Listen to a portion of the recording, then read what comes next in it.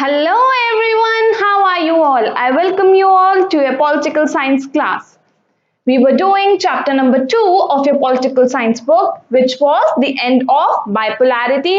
इस चैप्टर में हम पढ़ रहे थे कि कैसे दो पोल्स एग्जिस्ट करते थे, कौन से यूएसए एंड यूएसआर ये दो सुपर पावर्स थी और कैसे इवेंचुअली हम देखेंगे कि क्या कॉजेज रहे या ऐसे कौन से फैक्टर्स थे जिसकी वजह से क्या हुआ, यूएसएसआर डिसइंटीग्रेट होती चली गई और बाइपोलैरिटी भी उसी के साथ एंड हो गई. Okay, so starting of our first topic for today is shock therapy in the post communist regimes. ये बहुत इंपॉर्टेंट टॉपिक है जो अब हम डिस्कस करने वाले हैं, यानी कि shock therapy. Now you will ask कि मैम ये शॉक थेरेपी क्या है. बहुत इनोवेटिव, बहुत इंटरेस्टिंग नेम है ये shock therapy.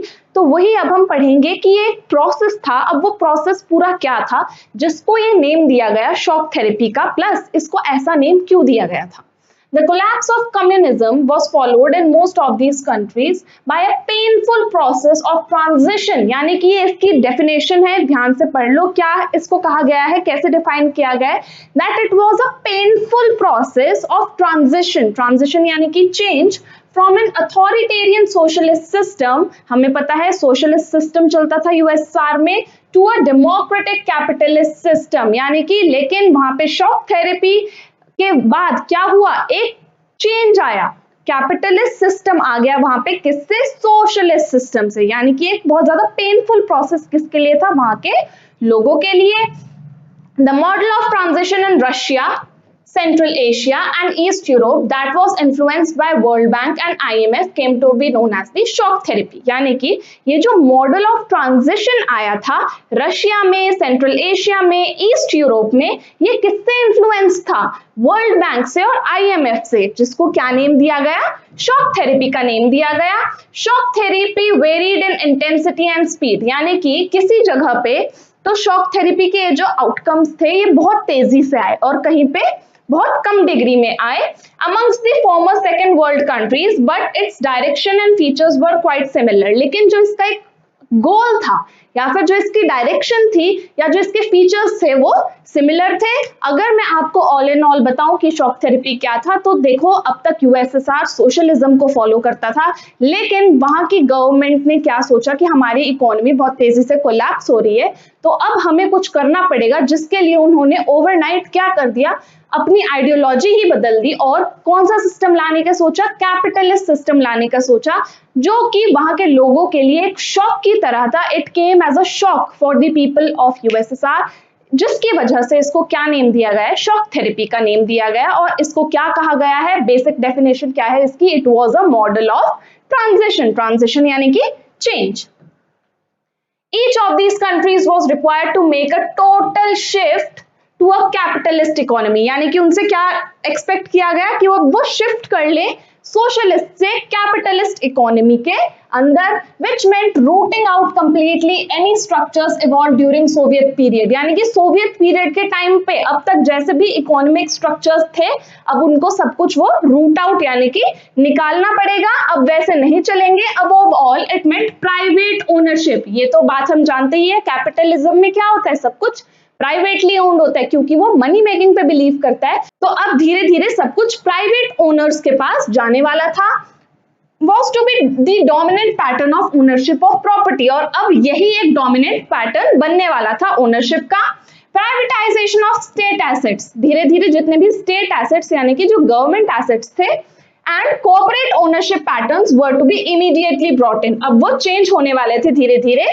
Collective farms were to be replaced by private farming. यानी कि अब तक कलेक्टिव फार्मिंग चलती थी, बट अब कौन सी चेंज होने वाली थी? रिप्लेस होके प्राइवेट फार्मिंग चलने वाली थी. एंड कैपिटलिज्म आने वाला था किसमें? एग्रीकल्चरल सेक्टर के अंदर भी. Shock therapy also involved a drastic change in the external orientation of these economies. इसके अलावा जैसे ये जो इकोनॉमीज थी जैसे एक्सटर्नली रन करती थी, वो भी पूरा फ्रेमवर्क, पूरा स्ट्रक्चर अब बदलने वाला था.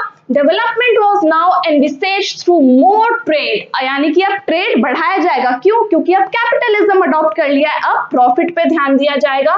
And thus a sudden and complete switch to trade was considered essential. इसीलिए अब क्या essential माना गया? Very important. अब ट्रेड को अहमियत दी जाने लगी, ट्रेड को इंपॉर्टेंस दी जाने लगी। The free trade regime and foreign direct investment यानी कि FDI were to be the main engines of change, यानी कि जो फ्री ट्रेड रेजिम्स थे और जो एफडीआई थे इनको बहुत ज्यादा इंपॉर्टेंस दी जाने लगी। Finally the transition also involved the breakup of the existing trade alliance, यानी कि अब तक जैसे भी या जो भी ट्रेड अलायंसेस बनी होंगी वो सब अब ब्रेक डाउन करनी पड़ेंगी among the countries of the Soviet block, यानी कि सोवियत ब्लॉक की कंट्रीज आपस में जैसे ट्रेड करती थी अब वैसा बिल्कुल भी नहीं चलने वाला था। Each state from this block was now linked directly to the west and not to each other in the region, यानी कि अब तक वो आपस में ट्रेड करते थे बट अब वो ट्रेड किसके साथ करेंगे, वेस्ट के साथ करेंगे।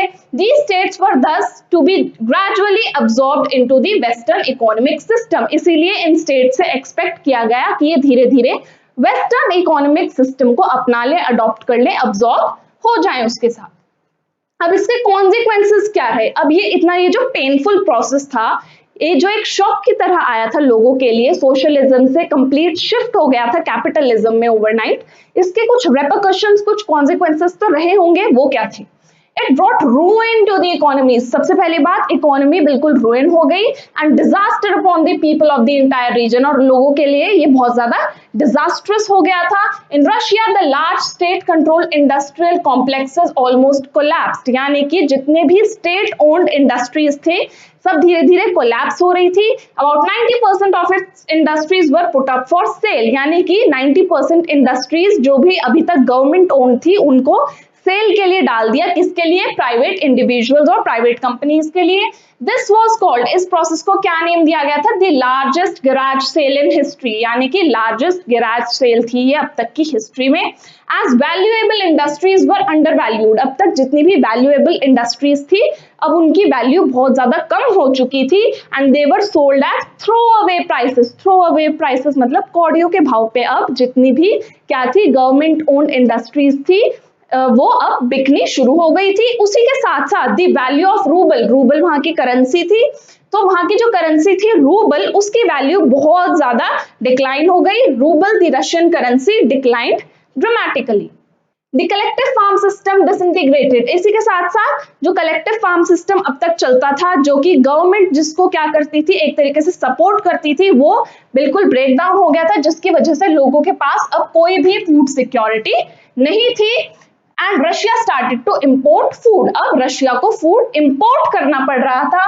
The constitution of all these countries were drafted in a hurry, इसकी वजह और इसका और क्या आउटकम हुआ कि इन सभी रशिया के जो कंट्रीज थी उनका जो कॉन्स्टिट्यूशन था वो बहुत ज्यादा हरी में बनाया गया, जैसे कि रशिया और जो बाकी कंट्रीज थी उनका constitution, and had a strong executive president with the widest possible powers that rendered elected parliaments relatively weak, जिसकी वजह से जो पार्लियामेंट की जो पावर्स थी वो बहुत ज्यादा वीक हो गई थी।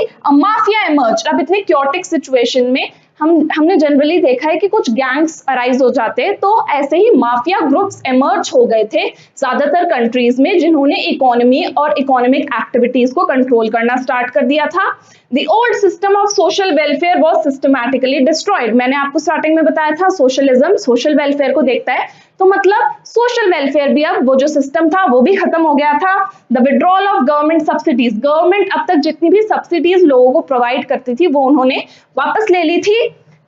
Push large sections of the people into poverty, जिसकी वजह से लार्ज सेक्शन ऑफ जो पीपल थे वो अब पॉवर्टी में जा चुके थे।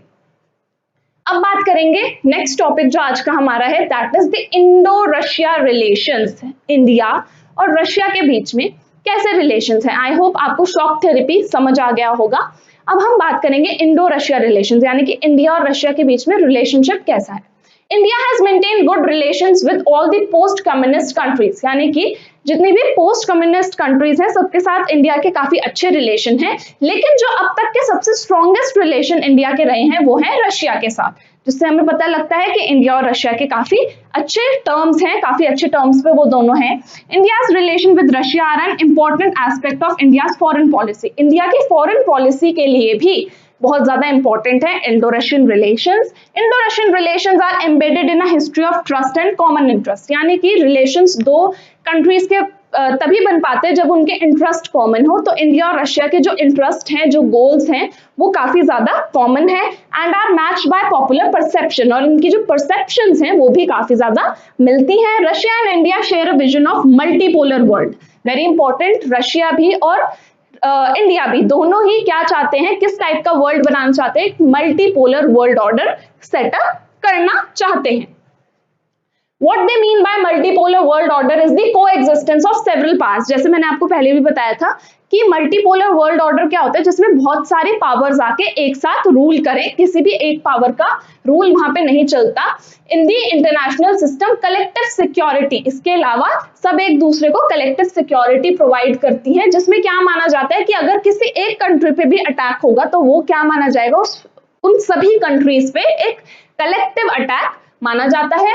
Greater regionalism, negotiated settlements and international conflicts and independent foreign policy for all countries, यानी कि क्या चाहते हैं, ग्रेटर रीजनलिज्म चाहते हैं, नेगोशिएटेड सेटलमेंट्स चाहते हैं, यानी कि नेगोशिएशंस हो, कोई भी बात हो रही हो तो नेगोशिएशन के थ्रू करी जाए, इंटरनेशनल कॉन्फ्लिक्ट्स पे नेगोशिएशंस के थ्रू कंक्लूजन लिया जाए, और एक इंडिपेंडेंट फॉरेन पॉलिसी हो। और इसी के अलावा जो डिसीजन मेकिंग बॉडीज हैं जैसे कि यूएन हो गई, उनको और ज्यादा स्ट्रॉन्ग बनाना चाहती हैं ये, ताकि क्या आ सके, एम्पावरमेंट आ सके।